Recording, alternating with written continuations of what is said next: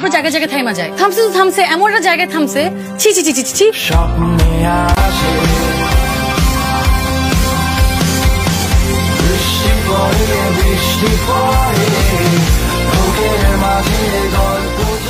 মাপসাওর একটা expiry date আছে, সেটা আমি অনেক আগেই ওভার করে ফেলাইছি। নতুন করে শুরু করতে কিন্তু কোনো উপলক্ষ লাগে না।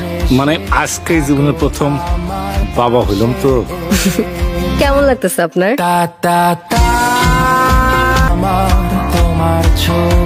What the hell? এক কাপ কফির দাম 350 টাকা?